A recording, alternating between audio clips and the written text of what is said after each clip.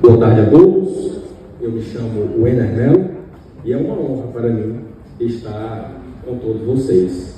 Eu saúdo a mesa, eminentes doutrinadores, eu fico um pouco nervoso, mas é isso mesmo. Eu vou brevemente explicar a importância desse trabalho para mim. É importante porque é em processo civil.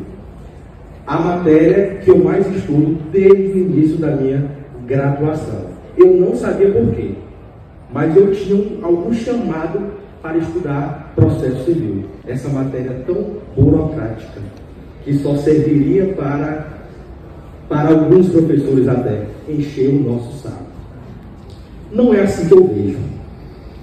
É importante porque é do Instituto Brasileiro de Direito Processual, o maior instituto da disciplina do direito como um todo. E mais importante ainda, porque é sobre precedentes e num evento em que é homenageada a professora Tereza Rudalvin e o professor Luiz Guilherme Marinoni.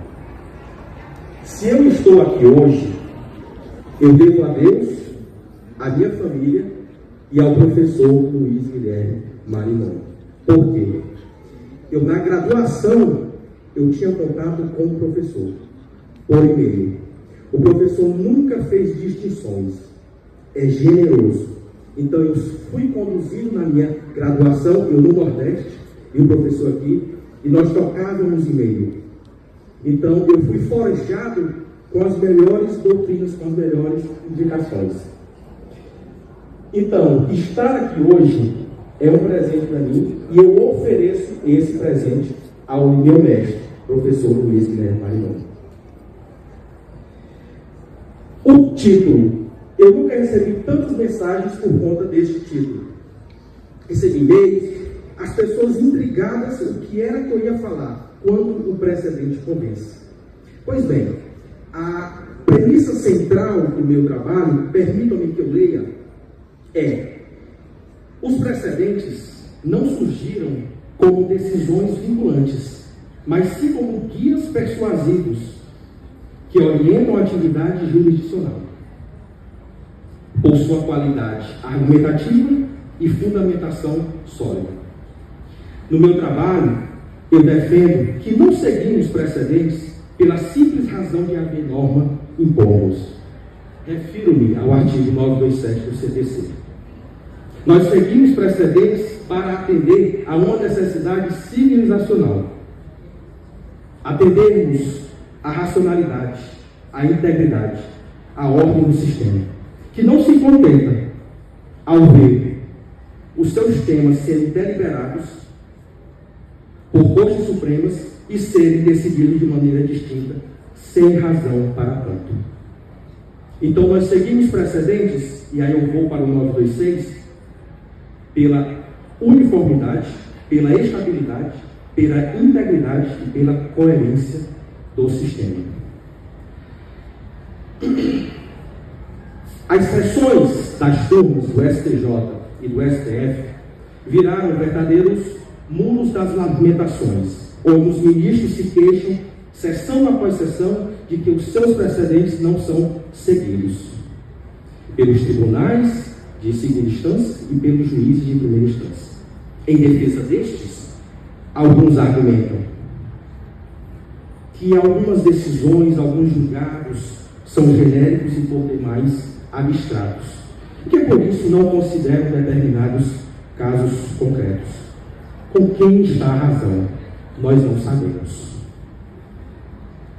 Parcela significativa da magistratura brasileira hoje não se ruboriza ao descumprir precedentes judiciais.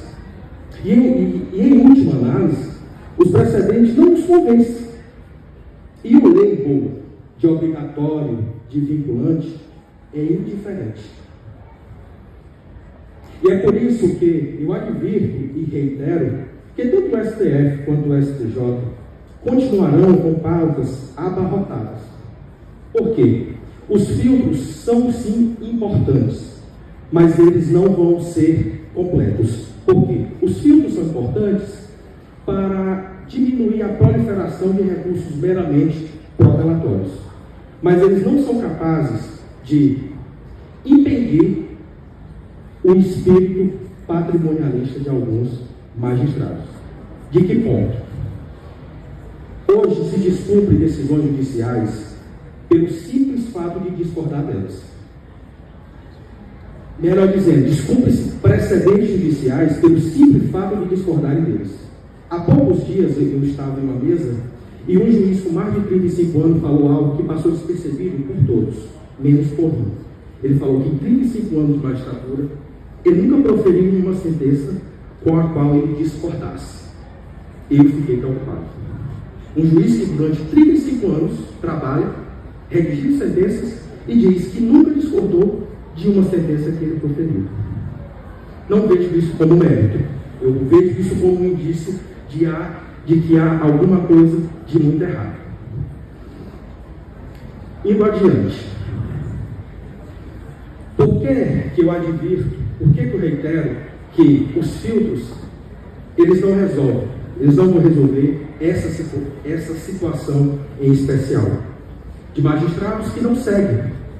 E não importa, nós tivemos aí a 2004, a emenda à Constituição 45, que seria meio que uma panaceia, e não resolver muitos problemas das Cortes Supremas, como se ingenuamente nossos magistrados descumprissem aquelas decisões das Cortes Supremas, porque eles não sabem que devem segui-las. Ora, se eu estou vinculado a um tribunal, eu não posso, de maneira deliberada, descumprir o que é pacífico nesse tribunal.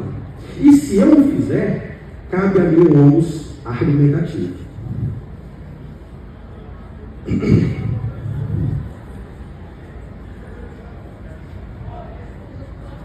Então, muitos e muitos continuarão justamente por essa questão de voluntarista.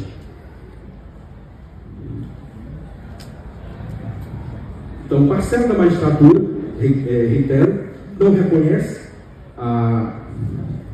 o STF e o STJ como bússolas por meio das quais nós precisamos seguir. E eu divido em dois grupos. Há um grupo que, de fato, crê que as decisões, como eu disse no início, são por demais genéricas, e há outro grupo que simplesmente discorda. Me parece que o exemplo desse juiz que eu contei está nesse segundo caso. Juízes que decidem não seguir precedente, sem, repito, o ônus argumentativo. Mas, novamente, quem está com a razão? As cortes, que se queixam que os precedentes são descumpridos sem razões para tanto, ou parcela dos magistrados, que falam que os julgados são genéricos e por demais abstratos? Nós não sabemos. O que sabemos é que o precedente que detém maior probabilidade de ser seguido e replicado é um precedente que convence. Assim, eu não reconheço nas súmulas vinculantes, tampouco nas súmulas, em boa parte, a simbologia, o espírito dos precedentes. Súmula é forma, precedente é conteúdo, jurisprudência é jurisprudência, e súmula é súmula. E precedentes judiciais não cabem em um verbete com pouco mais de 10 palavras. Obrigado.